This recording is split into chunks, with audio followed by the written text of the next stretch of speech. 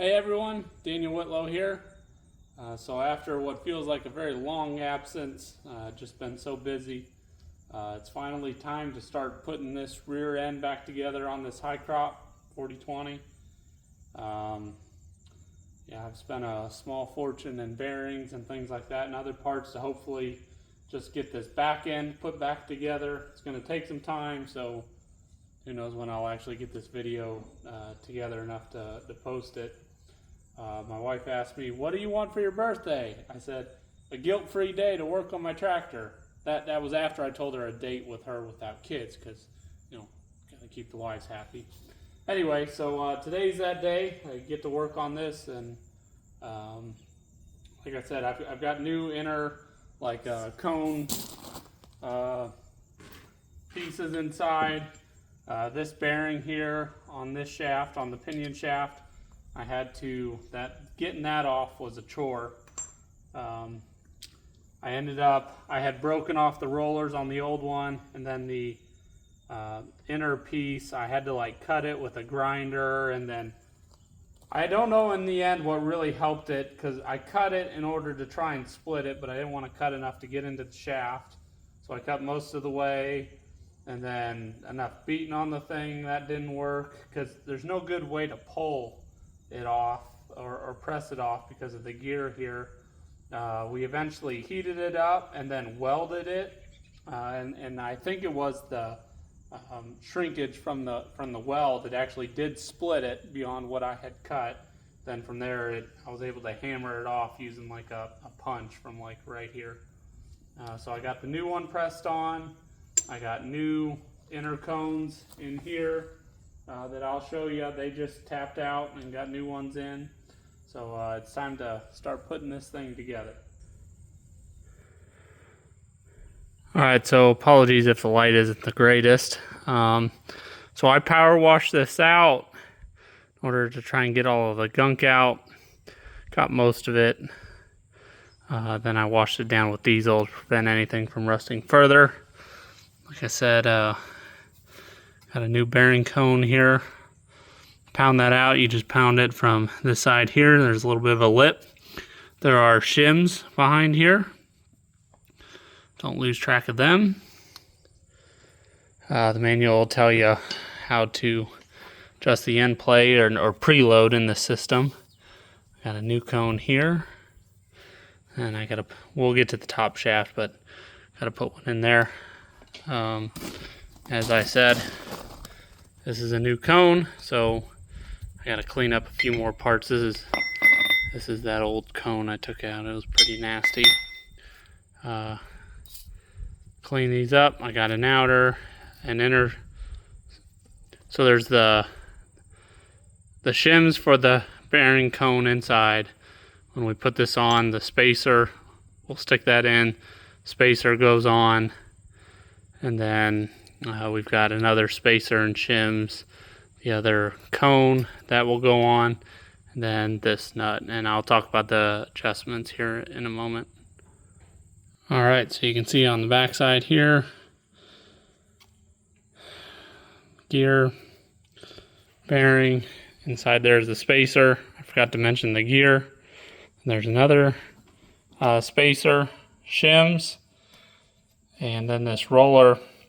This roller assembly, I had to keep tapping it on. I actually had to put my foot behind the pinion back there and just keep tapping this bearing on until I could hear by the sound it went on all the way. Then I tightened this down. Lo and behold, seemed like about where it needed to be. You're supposed to have like a 5/1000 interference on this, so you certainly shouldn't be able to hear any play in it.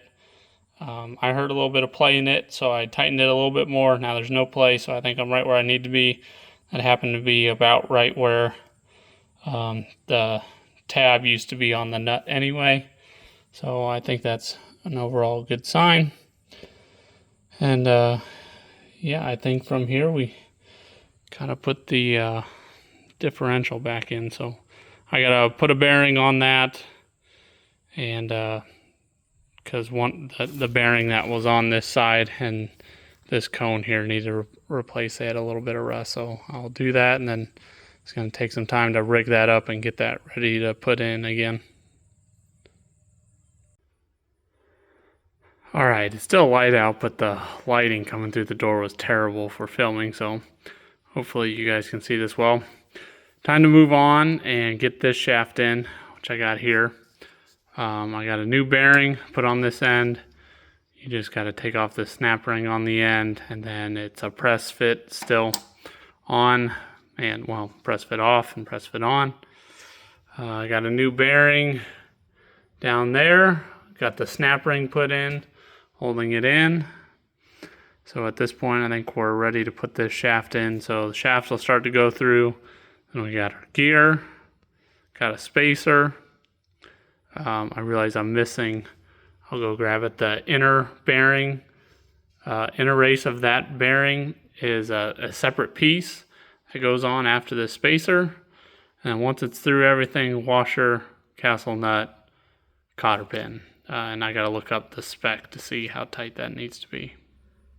Alright folks, so here's what we got going on. So stuck the shaft in, got the gear on, and then I put the spacer in, and then that inner race through this side, and then I use the washer and the nut to basically drive and press that gear onto the shaft.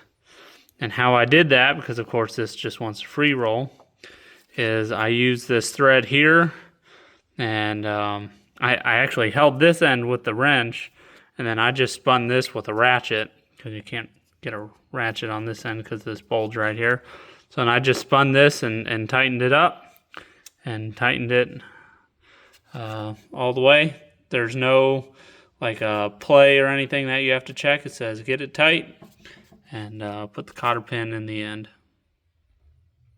One other thing on that bearing, so I had a heck of a time finding the right bearing for that, if anyone has to change that, because like it's technically two pieces like you saw, so you can find the outer part easily. It's hard to find the inner. So if you look up a Bauer MA5207EL, that should be the whole bearing, the inner and the outer. So it'll get you everything you need. But hopefully that'll help someone. Alright, unfortunately I'm going to be at a standstill here for a few days. See, I had the skid loader here. Just using the come along to put the differential in. Alright, so while I had this apart, don't forget, so in there your control arm. Let's see if I can get that zoom to work right. Alright, so I got those two bolts in there. Got the lock tabs on. I did that before I completely lowered the differential down, so I could easily get a wrench in there. So yeah, unfortunately I can't install the quills and do the backlash and all that check yet. And I was going to install this shaft here, and I realized I never ordered this bearing here, so I gotta take that bolt out yet. Can't put that together yet, so I think I'm gonna work on the final drives. All right, guys. So I got the correct bearing cone. So technically, the differential's in place there. Since I have a new bearing, I should be setting the shims right, but how it says to do it is to keep installing shims until you have play, or a gap basically, that the differential can move in, and then take away shims to get a certain number of thousandths. I forget what it is, like 2 to 5 or something like that. One, I don't have extra shims, but two, I know I don't have any movement here. There's no play getting my dial indicator lined up. I don't know if it's just the dial that I have or what, but it's just a pain. Can never get it where I want it, but I can't really measure that, so it seems okay. Then the other thing, so after you've got that set, you want to set your backlash to your pinion drive. And depending on where that is, you can shift shims from this side to that side and so on. It says up to like 15 thousandths of backlash, so maybe hard to tell here. And so I have roughly, so say there's, it's hard because I'm kind of holding essentially this gear. So let's say we're starting at 20, or there's 22 to 12, 22 to 12, so 10 thousandths. So that works for me, right where it should be. I consider this differential done and installed once I get those lock plates in. All right, everyone. Well, we're torqued down to 85 foot-pounds.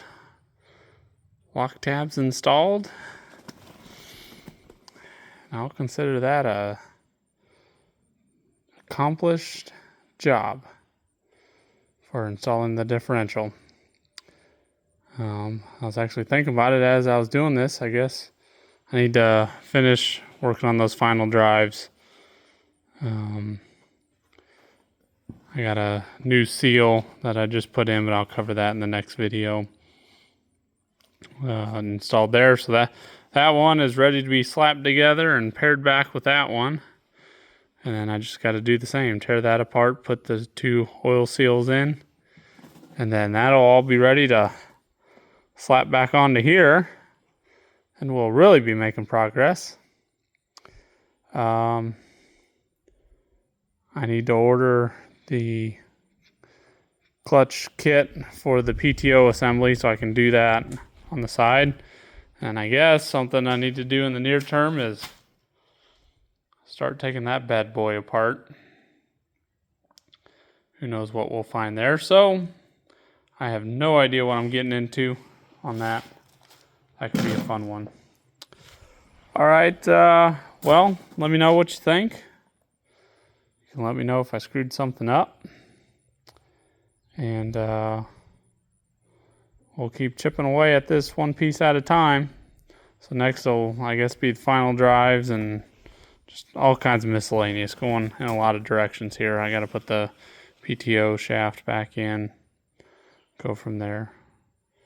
If you guys have any questions, you can email me. I love hearing from everyone, even around the world.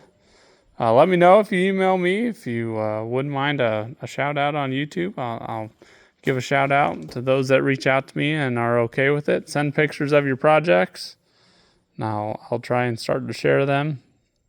And don't have to, but I'd still reach out to me even if you just want private. But really appreciate everyone's support, and you all have a good day.